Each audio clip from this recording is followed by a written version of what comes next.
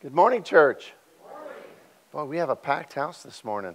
Engelhardt's come home and everybody wants to come back.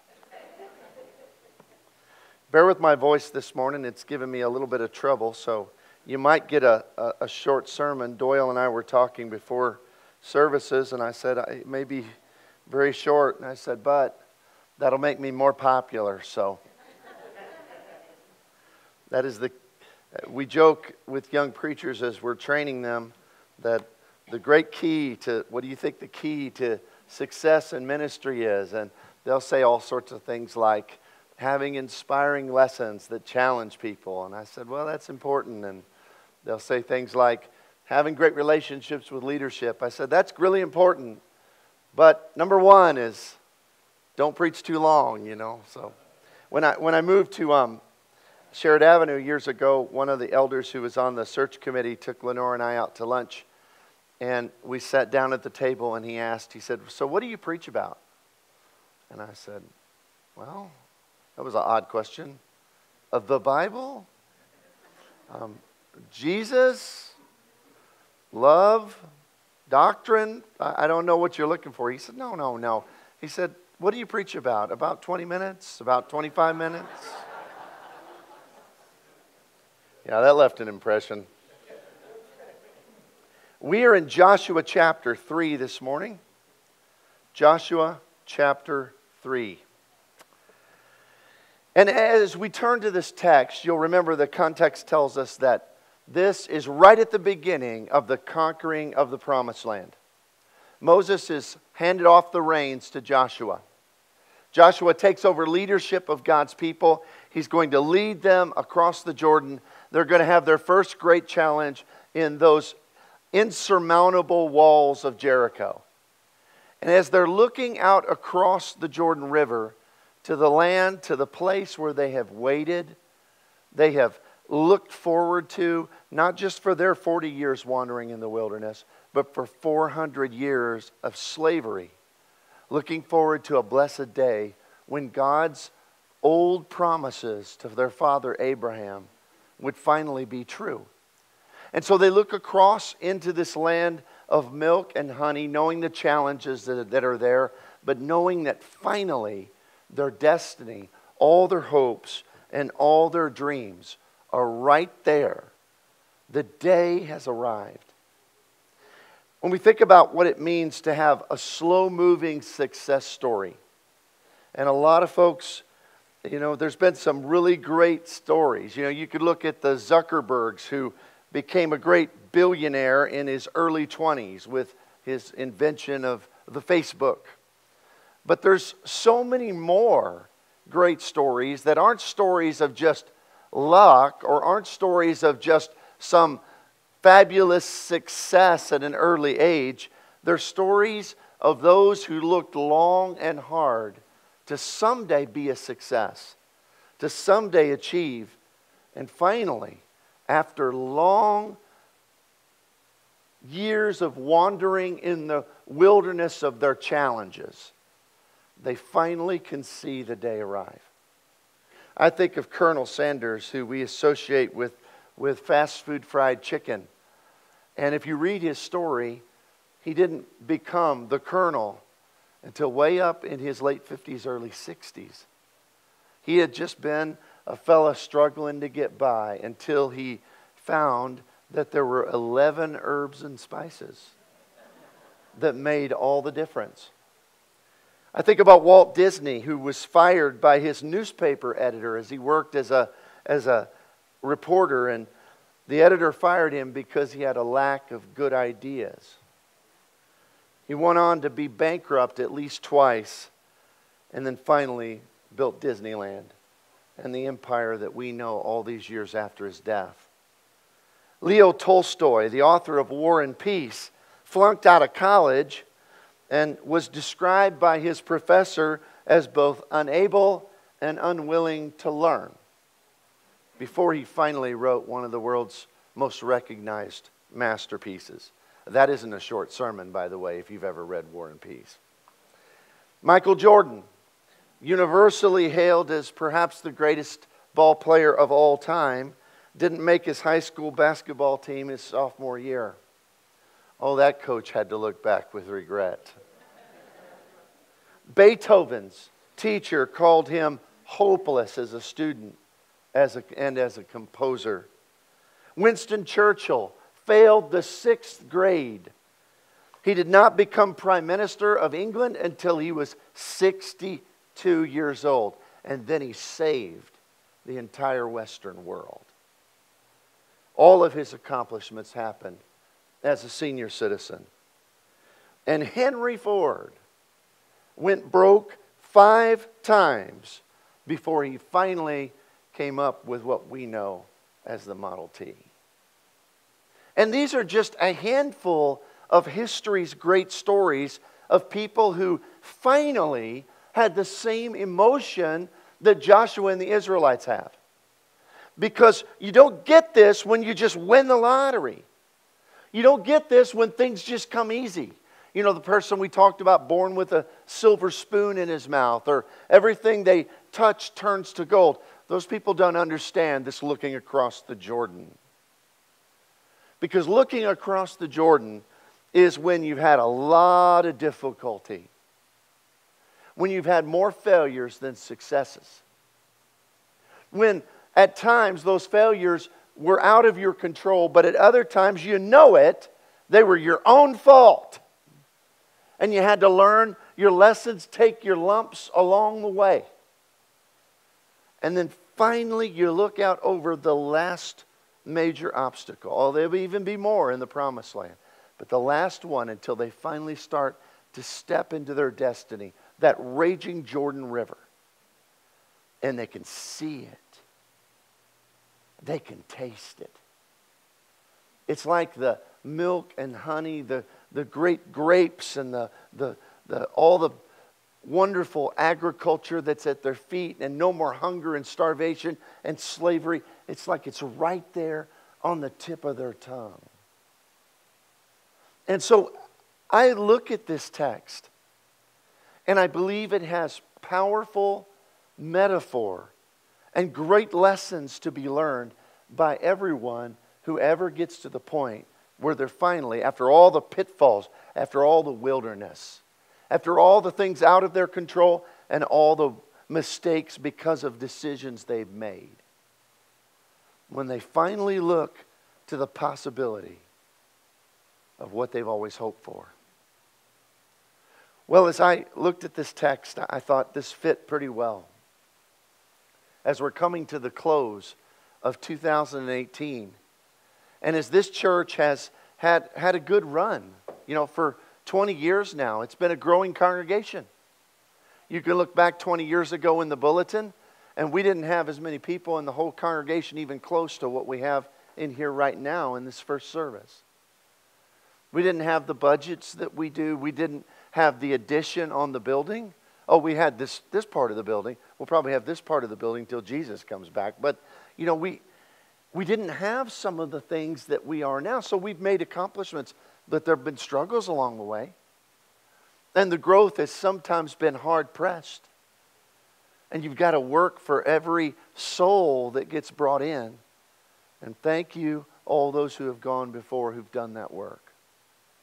But now, as we look forward and we know a big transition time's coming, as Brother Chuck starts to move into his next phase of ministry little by little, and that mantle of responsibility is laid upon the leadership, and we feel it. The elders feel it. The staff, we talk about this just about every day. Because we know that the future is right there. It's right there. It's right across the Jordan. We can see it. The thing is, though, is now is the time to start stepping across the last of our challenges. And the big challenge for us is that Bring, Teach, Keep has been presented and taught, and we believe it and we live it, but now we've got to all of us embrace it and implement it to see finally the promised land that God can have for us. Now, this material applies really in almost everyone's life in every way. If you have things you've dreamed for and they're right there, then this passage is for you. and can be applied in so many different realms of life. So what did Joshua and the people do? Looking across with the promised land, the taste of it on their lips. Well, there are several things they did to prepare and to look to the future, to look to tomorrow. And the question for us today is, will we follow in those footsteps? Because they're good footsteps to follow in. Do you know that the end of this conquest, it's no longer something that's on their lips. It's filled their bellies. They become the masters of that which they'd been promised. So these are good footsteps to follow in. So in chapter 3, as we work our way through, we're going to see several important things that we have to implement. Verses 1 through 4. Joshua rose early in the morning, and they set out from Acacia Grove and came to the Jordan, and he and the children of Israel, and he lodged there before they crossed over. And so it was after 3 days that the officers went through the camp, and they commanded the people, saying, when you see the ark of the covenant of the Lord your God and the priests and the Levites bearing it, you shall set out from your place and go after it. Yet there shall be a space between you and it, about 2,000 cubits by measure. Don't come near it, that you may know that the way by which you must go, for you have not passed this way before. Now the point of this, and it can be lost as we just read through the details. That's the problem with the way that we study the Old Testament. Sometimes we're just reading details, and we're not looking for concepts. Here, there is a powerful concept. And yes, it's wrapped up in all this little minutia about, okay, here's the ark, you follow after the ark, you keep 2,000 cubits between you and the ark. But what is he really saying? Well, remember this. The Ark of the Covenant was the representative vessel of God's presence among the Israelites, really among mankind. It would sit, it already did, in the tabernacle, in the Holy of Holies, in the temple. It would dwell in the Holy of Holies, where His presence was. God had given it to them to lead the way. So what He's really telling them is not just keep your eyes on the ark. He said, keep your eyes on God. That was His message. Keep your eyes on God. And that truly is the first step, the first building stone to be able to finally reach into any great God-given destiny. You see, we're often like Moses. Moses was able to see the goal, but sadly, Moses never was able to fully achieve the goal. Because in his weaknesses in the desert, when he would sin, that was his sin. He kept his eyes off God. He thought about his own pride and arrogance when he would strike the rock without God's will or permission. And so now Joshua says, we're going to learn even from the mistakes of our forefathers. We're going to keep our eyes solely focused upon where God will lead us. They were to follow that ark. The river was an obstacle. It was a serious obstacle. Like so many others that God had already led them through. So He says, follow. And where that ark leads, where God leads, you follow. Now what an important message that is. Because there are so many instances in my own life, most of the time when things got off track, and when I would look back and say, there's a period in my life when I wasn't all that I could be, and it just doesn't seem like much was accomplished. In almost every circumstance, I can trace it back to taking my eyes off of following Him. Not that I was not following Him, not that I wasn't still reading my Bible, it's that my focus was distracted. I think maybe the greatest biblical example of this is Peter, who is about to accomplish, well, he will accomplish what no other simply human being had ever done or ever would do. Walk upon the raging sea. As he sees Jesus and Jesus identifies himself, he says, if it's you, Lord, call to me. Jesus says, then come. And I think the most remarkable part of that entire text is just this simple phrase, so he stepped out of the boat. What incredible faith just to step out of the boat onto the water. Not just calm seas, but the raging, violent storm. And the Bible said he progressed. He walked upon the water and he kept his eyes on Christ. But then he begins to pay attention to the wind and the waves. He always knew they were there. They were in his peripheral vision. And Jesus was in his sights. You know what that means, right? We all get it. If those of you who are hunters, when you've looked through that Leopold and you see the crosshairs, that, especially if you're a distance away, there's a lot of other things going on. There are leaves falling and there may be squirrels. You can't focus on those things in your peripheral. You have to look at the bullseye, at the crosshairs. Every moment, you let out that breath, and right as you're exhaling, you don't pull, you squeeze. Because in all of that, you're concentrating on keeping your objective right in your crosshairs. That's what he's telling them to do. Follow God. Don't just follow him generically. Focus on that. Oh, this other stuff's here. But focus on that. Because when we start to sink is when we focus on all the rest. When we focus on all the rest. I think it's interesting too that in this instruction he tells them, you'd think that it'd be smart just for them to stay as close to that ark as possible. Right? I mean, if you're going to follow God, shouldn't you follow him as closely as you can? Well, certainly in some sense. But I think there's a message in this. They're supposed to stay back and follow.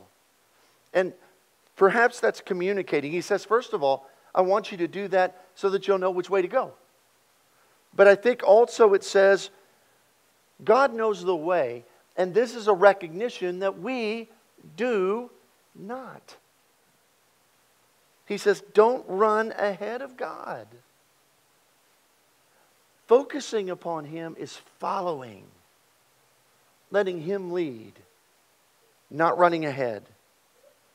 And it also says that you're going to follow him and let his majesty, his glory. And let me tell you, that Ark of the Covenant, it was the incarnation of majesty on this earth. Solid gold. With these great cherubims, with their wings touching one another. It was a sight for all the nations to see. It says, stay at a distance so you don't run ahead. Stay at a distance so that you follow him with reverence and with awe. Now, I talk a lot about being a friend of God. I encourage you to have a real relationship. That's what God wants with you. He doesn't want some just pious follower who treats him as if he's simply the sovereign judge and authority. He is those things. But he's also a friend of Abraham. He's also the deep, close relationship with David, who is the man after God's own heart. Not just his mind or his will, his heart. But we must always remember never to become flippant or so comfortable that we forget that our friend is also our king. He is also our sovereign Lord. And his will is the very direction of every step of our lives. In Exodus chapter 25, verses 21 and 22. You shall put the mercy seat on top of the ark, and in the ark you shall put the testimony I will give you. And there I will meet with you, and I will speak with you from above the mercy seat and between the two cherubim which are on the ark of the testimony, of all things which I give you in commandment to the children of Israel. See, God uses this as representative of His authority, His majesty, His power. And so Joshua is telling them, follow the Lord. Step every direction that He tells you to. Let the ark lead you. Let God lead you. But don't run ahead. And don't ever forget the majesty and the power of one who leads us in all blessings. The second part of this text starts in verse 5, where it says, and Joshua said to the people, sanctify yourselves, for tomorrow the Lord will do wonders among you. Joshua spoke to the priests, saying, take up the ark of the covenant and cross over before the people. So they took the ark of the covenant and they went before the people. And the Lord said to Joshua, this day I will begin to magnify you in the sight of Israel. And they will know that as I was with Moses, so I will be with you. You notice he says there, sanctify yourselves. For tomorrow the Lord will do great things. To be sanctified is to be set apart. This was a time for them to wait on God and to prepare their hearts. And the key phrase here is, for tomorrow the Lord will do wonders among you. That means in faith we are to be a people who are believe with all of our hearts and are prepared. And this text, this part, this instruction of this great passage to me is very important to us. Do we believe that promised land is on the horizon and it's ours? Do we believe that all the things that Chuck has started here, that we can take it to the next place? That we can do more with it even than has been done with it in the past? Do we believe it? And are we preparing? You know, if someone came to you and made you an audacious promise, they told you, I've got a magnificent classic car, a Shelby Cobra for you. Those are very rare and very awesome. Okay? I've got this and it's going to be yours. And you realize, man, I don't have my garage is not... You know what Kerry be doing? Taking out a loan and building a better garage. You know? But only if I believed them. Right? If somebody comes to you and says, I've got a great gift for you. It's going to be these incredible funds, but you better get, you need an investment account set up. Well, you either believe them and you open up an account and prepare to receive the blessing, or you don't prepare. You see, if we don't prepare for God's blessing, then we don't believe God's going to bless us. When you know the blessing's coming, you build the garage, you open the account. But people who don't do that, and all my life in the church, all my life, I've seen God's people take the opposite approach. Well, we will manage it when God gives it. Folks, it's not faith to not prepare for the blessings He's promised. We need to prepare. We're talking about different options for next year. We don't know if that'll mean a third service. Yeah, that'd be pretty hard on the preacher. Y'all wear me out already, with my voice. But you know what? If that's what we got to do, that's what we got to do. What are we individually doing to prepare? Are you ready? Are you thinking about all the little red name tags that are going to be filtered throughout this auditorium? 3 Friends Days, 3 times a year? I don't know. Are you prepared to have 500 people here on a Sunday? That will happen. We need to prepare if we really believe. The third thing that he discusses with them in preparation for their destiny is he tells them in verses 12 through 13 of the text. Now therefore take for yourselves 12 men from the tribes of Israel, 1 man from each tribe. And it shall come to pass, as soon as the soles of their feet of their priests who bear the ark of the Lord, The Lord of all the earth shall rest in the waters of the Jordan, that the waters of the Jordan shall be cut off, and the waters that come down from upstream, they shall be as a heap. Now he's giving them specific instructions, and this is just a simple but basic idea. Back in verse 8, you shall command the priests that bear the ark of the covenant, saying, when you have come to the edge of the water of the Jordan, you shall stand in the Jordan. So there's all these little details, but the point is, people who are prepared to follow God, to receive His blessings, those folks are people who are going to listen to every detail of God's instruction. And sometimes they don't always mesh with our wisdom. They may even sound like they don't make a lot of sense. Or the big thing people say today is, well, you know, some of that stuff just doesn't appeal to people now. I trust that the one who made man understands mankind better than I do. Guess what? God understands mankind better than Oprah does. Or Ellen. Or Dr. Phil.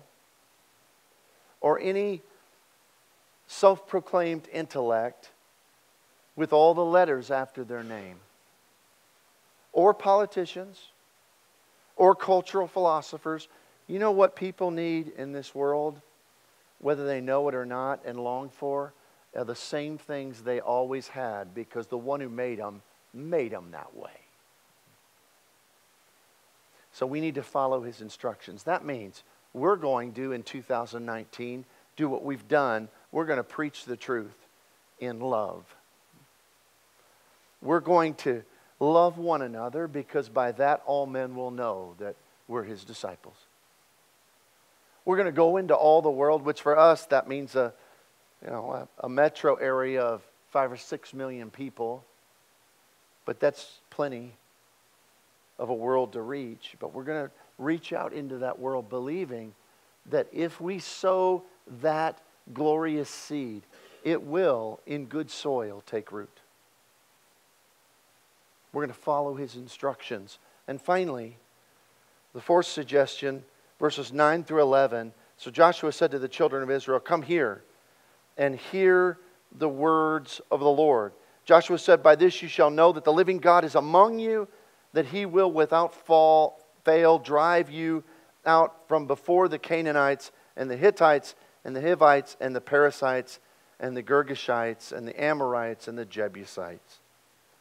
We have to remember His promises, and in everything we have to believe, and that belief will cause us to act. You know, we get confused about faith and works. A few weeks ago in our class, we were talking about the fact that the Bible's abundantly clear. And I know that some of you have been taught wrong, that we're saved in some way by faith plus works. The Bible never says that. The Bible says emphatically, we're saved by faith through grace. It is the gift of God, Ephesians 2, 8, and 9. Not by works, lest anyone should boast. But preacher, James is in the Bible too. It is. James chapter 2. Where he says, you show me your faith and I will show you real faith by my works. And he said, Abraham believed God and it was proven by his works. You see, reason we sometimes misunderstand that is there's a subtle but powerful difference between the idea of being saved by a working faith and being saved by faith and works. Faith and works means you can do something to be saved. Don't try that. You'll fail. But what a faith that works, you see, the works are said to be the fruit, the evidence of real faith. Because the point he's saying to Joshua, and that the Bible has tried to communicate to every one of us, is how dare you say you believe God if you don't do something about it? You've got to do something about it. Or how dare you call it faith? Faith is a belief that is totally dependent upon following Him, listening to His instructions, believing, and acting on it. That's what we have to do in 2019. As we look across the Jordan and see our destiny and our future. Soren Kierkegaard, the Danish 19th century religious philosopher who's read in every grad class in theology all over the world. He was a brilliant fella, but he told a lot of fables, stories to make a point. And he told a story about a community of ducks. Now, you duck hunters, just put that aside for a minute and get your focus on things where they should be. And in this fable, he tells about these ducks, and they're very religious, and they have a duck church. And every Sunday morning they get up and they waddle to duck church. And they sit down in their duck pews. And they quack out their duck hymns. And then their duck preacher waddles into the pulpit. And he has almost the same message every week. God made you to be ducks. You have functioning wings. And you can fly. You could soar like the eagles. To which the ducks quack forth a hearty amen. And then they waddle home. You see, that's not a saving faith. That's quack faith.